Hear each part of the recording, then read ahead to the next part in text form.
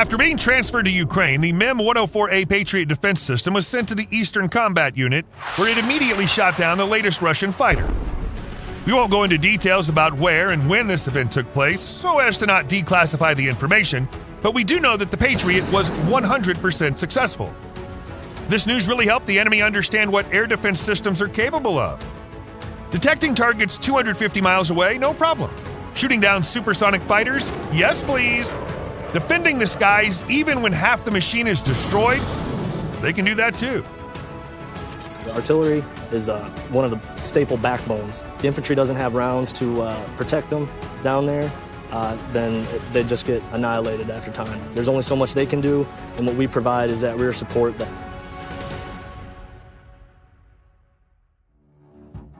Geographically, the situation with the downed fighter occurred in the Donbass region. With a firing range of 50 miles, the Patriot had been placed on the territory controlled by Ukraine. As soon as the anti-aircraft complex received data about an aerial threat, it immediately found and began tracking the flight paths of 5 enemy aircraft.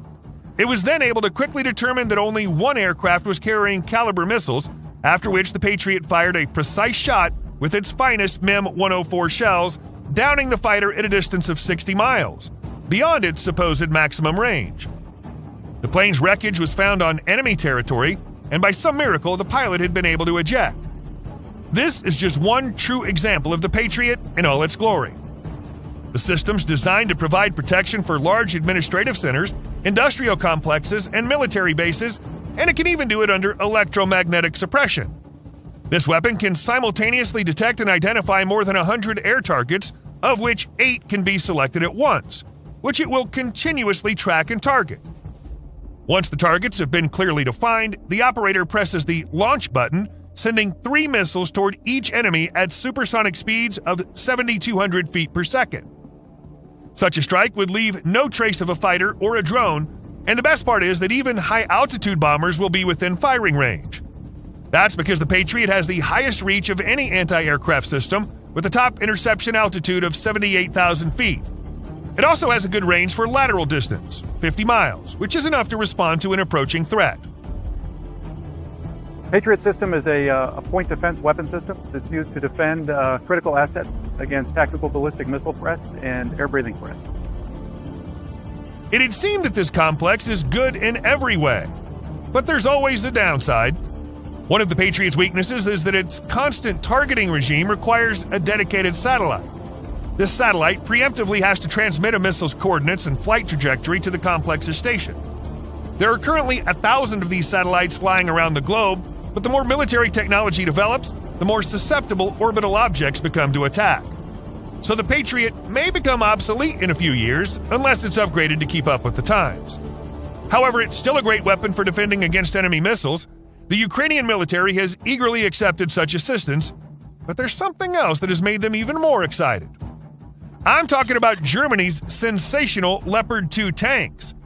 There was much debate over whether to send these vehicles to the Ukrainian front, and the Germans certainly took their time in coming to an agreement. But in the end, they realized that now was the time to extend their heavily armored hand in solidarity. So what is this legendary fortress on tracks? The Leopard 2 is a 4-person, 3rd-generation main battle tank. Its manufacturer is immediately recognizable as part of the German military industry, the Krauss-Maffei-Wegmann Company.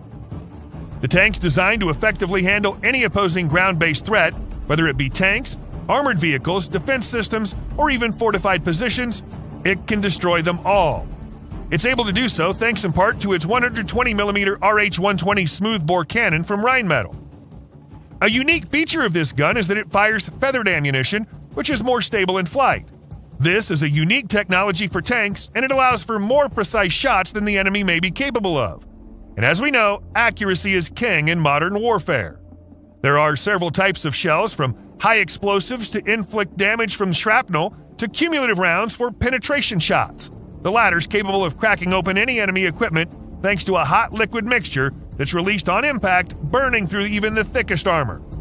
Another additional perk is that the gun's equipped with an ejector for purging the bore, allowing for quick cooling and cleaning from slag. However, the Leopard isn't famous just for having a good gun. Its most important achievement is its speed and maneuverability. Being able to maneuver such a big thing is like a sense of achievement.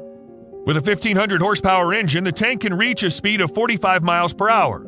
The vehicle is also capable of crossing water features up to 13 feet deep. It's practically an amphibious tank.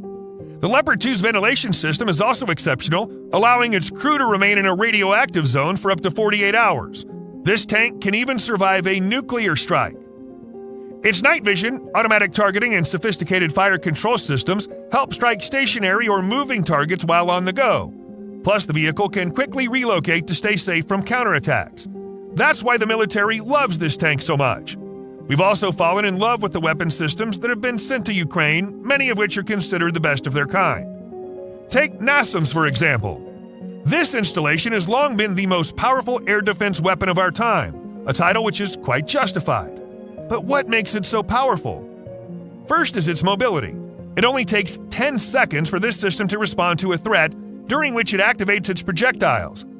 After firing a volley from 6 guns, it can essentially vanish from its attack position to avoid return fire.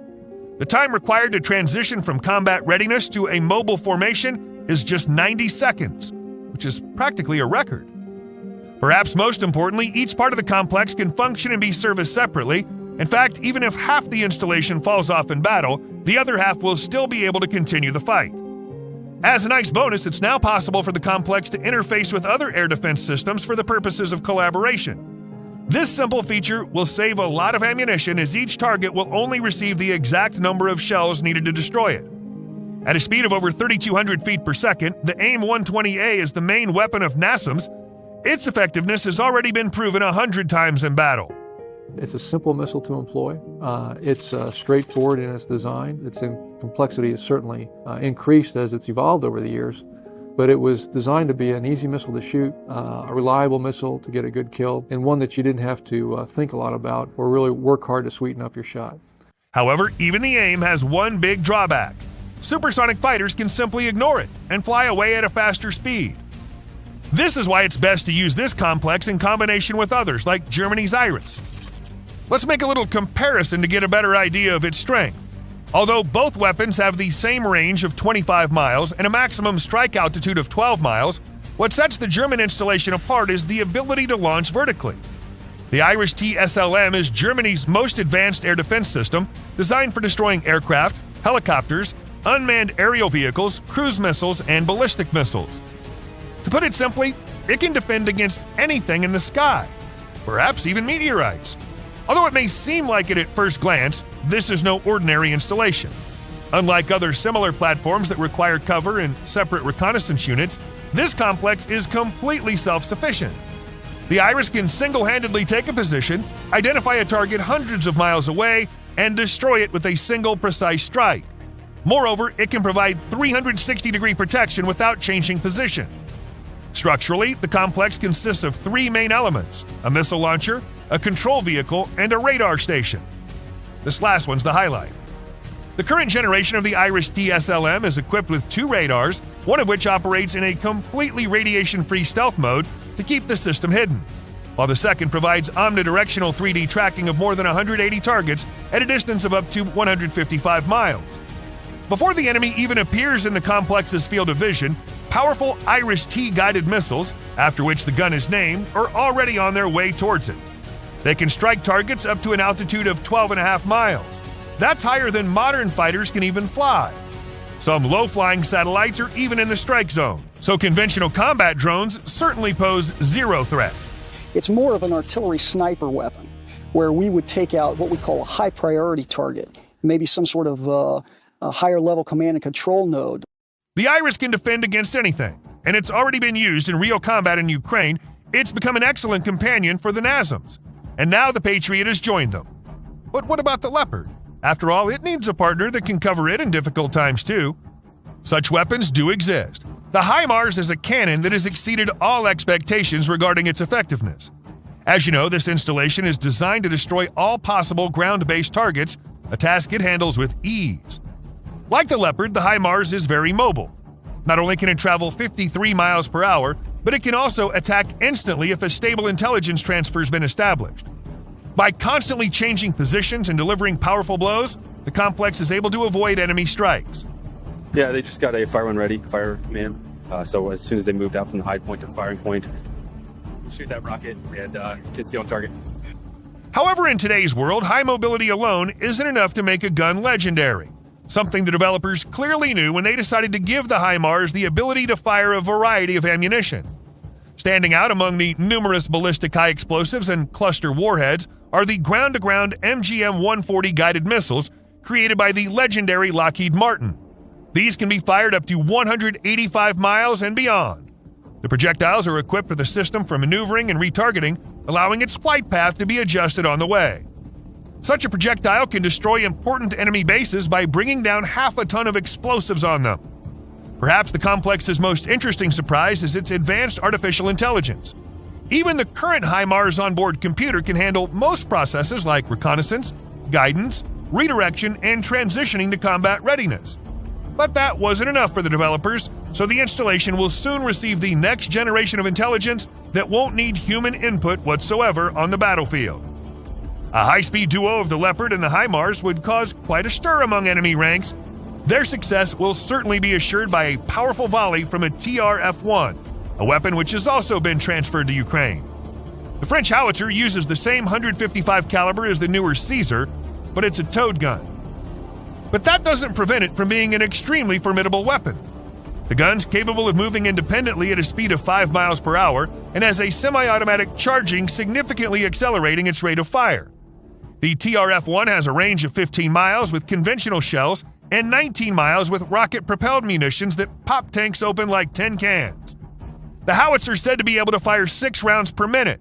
That, combined with its exceptional accuracy, makes the TRF-1 a significant contribution to Ukraine's defense.